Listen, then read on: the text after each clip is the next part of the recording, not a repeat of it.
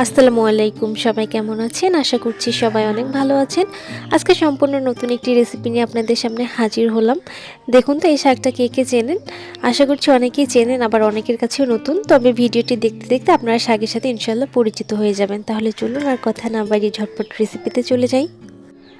আমি এখানে 1 আটি পরিমাণ ঢেঁকি শাক নিয়ে নিয়েছি, আর শাকটা আমি কিছুটা ভাপিয়ে নিয়েছি। এবার আমি একটি প্যানে দিয়ে দিলাম কাঁচামরিচ কুচি। আমি এখানে বেশ কিছুটা কাঁচামরিচ নিয়েছি, এই শাকটা ঝাল হলে খেতে বেশি ভালো লাগে। আর দিয়ে দিচ্ছি হাফ কাপ পরিমাণ পেঁয়াজ কুচি, আরও দিয়ে দিলাম 4 থেকে 5টা রসুন কুচি। এখন আমি এখানে হাফ কাপ পরিমাণ সয়াবিন তেল দিয়ে দিচ্ছি। এখন আমি সবগুলো উপকরণ জাস্ট 2 থেকে 3 মিনিটের জন্য ভেজে নিচ্ছি।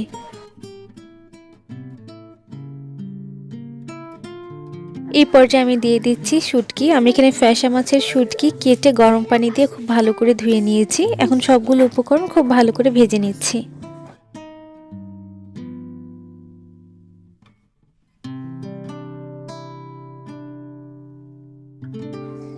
শুটকি সহ বাকি উপকরণগুলো ভেজে নেওয়া হয়ে গিয়েছে। এই পর্যায়ে আমি দিয়ে দিচ্ছি 1 চামচ পরিমাণ আদা রসুন বাটা, 1 চা চামচ পরিমাণ জিরা ধনিয়া বাটা, হাফ চা চামচ পরিমাণ দিয়ে দিচ্ছি হলুদ, 1 চা চামচ পরিমাণ লবণ দিয়ে দিলাম। এখন সবগুলো উপকরণ আমি হালকা একটু ভুনিয়ে নিচ্ছি।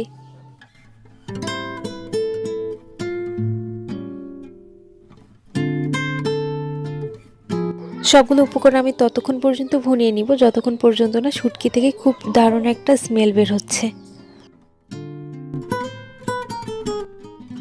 ব্যাস আমার শুটকিটা ভুনিয়ে নেওয়া হয়ে গিয়েছে। এখন আমি দিয়ে দিচ্ছি আলু। আমি এখানে ছোট আলু একটু চিকন করে কেটে নিয়েছি। এখন সবকিছু ভালো করে নেড়ে নিচ্ছি।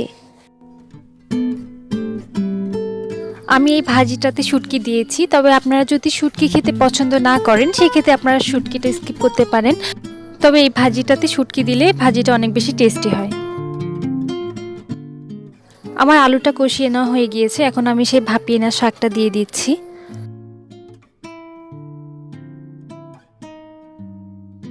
এখন আবারও সবকিছু খুব ভালো করে নেড়ে চেড়ে নিচ্ছি।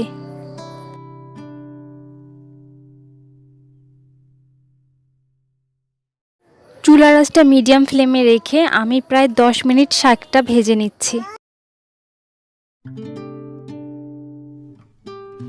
এই শাকটার সাথে অনেকে পরিচিত, আবার অনেকের কাছে নতুন।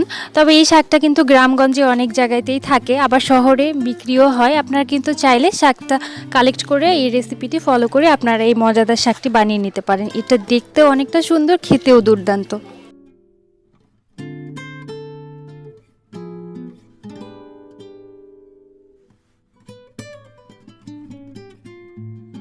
এখন আমি চুলার আঁচটা লো ফ্লেমে রেখে ঢাকনা দিয়ে ঢেকে প্রায় 5 থেকে 7 মিনিট শাকটা রান্না করে নিব।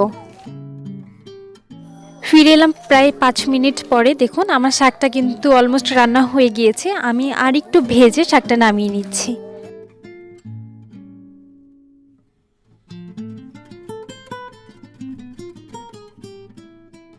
আমি পরিবেশন করে নিলাম ঢেঁকি শাক। আশা করছি আজকে ঢেঁকি শাকের রেসিপিটি আপনাদের অনেক বেশি ভালো লেগেছে। রেসিপিটি ভালো লাগলে আমার চ্যানেলের সাথেই থাকবেন। ধন্যবাদ সবাইকে।